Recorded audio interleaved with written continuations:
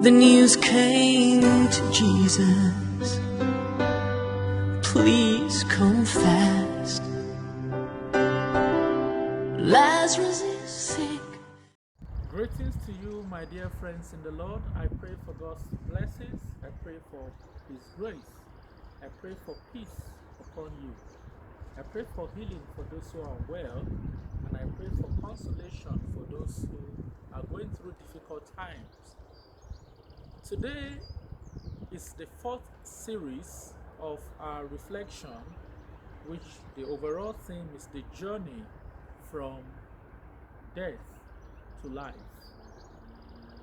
But today we are reflecting on John chapter 11, verse 39. Don't forget that the whole text is John chapter 11 from verse 1 to verse 44. But today is John 11, 39. So let me begin the story from verse 38. When Jesus got to the tomb, it was a cave, just as the Bible tells us. There was a stone leaning against the tomb, the cave. And Jesus told them, take away the stone. And that's the title of our reflection today. Take away the stone. And Martha spoke up. Master, he died 4 days ago. So by now, there would have been stench. So there's no way we can take away the stone. People cannot stay. It's already decaying and smelling.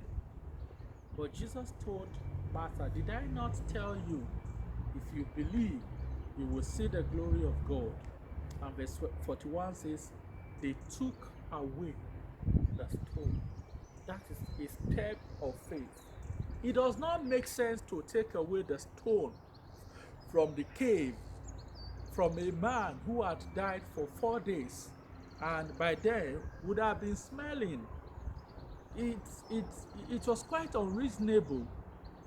The command of Jesus, there was no way they could understand, because they all felt he was going there to cry. He was just going there to see the body of his friend. But Jesus had something else in mind. But before he could do that, they must take a step of faith. They must take away the stone. Sometimes when God wants to bless us, sometimes when God wants to change our experience, sometimes when God wants to intervene in our situation, He asks us to take some steps, or a particular step of faith, a definitive step that at the first level may look very unreasonable for us. And we, being who we are, we like to understand, to see before we live. But sometimes God takes you beyond your understanding. He invades your understanding to take you to a realm of blessing.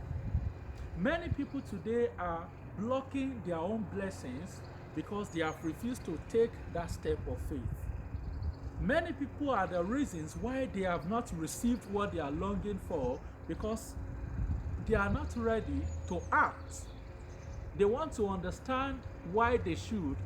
And I tell you what, it's not every time that we can understand the workings of God.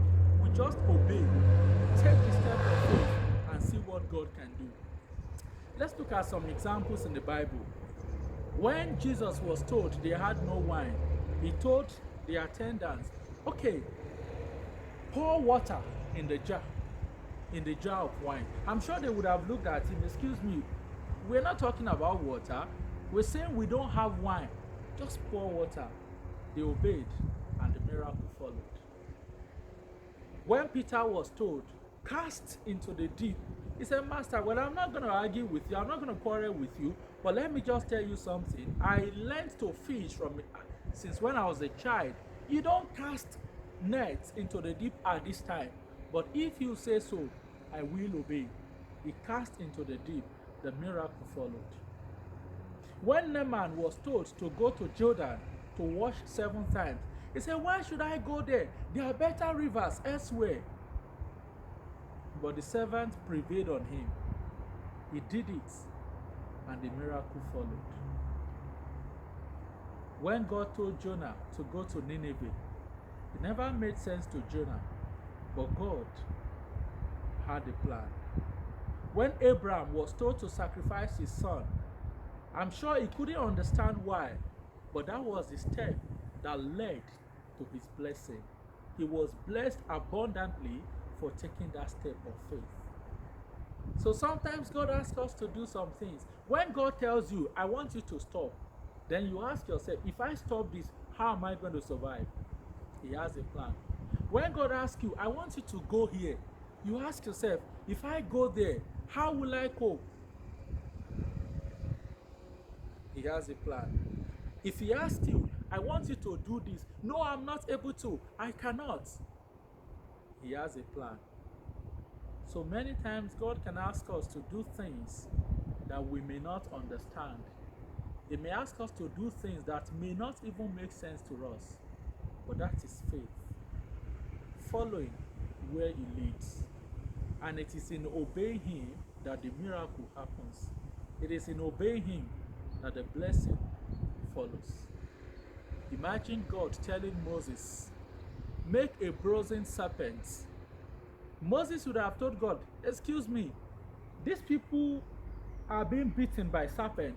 Why should I make the image of a serpent? It does not follow, it does not make sense. But God has a plan. He sees the future from the now.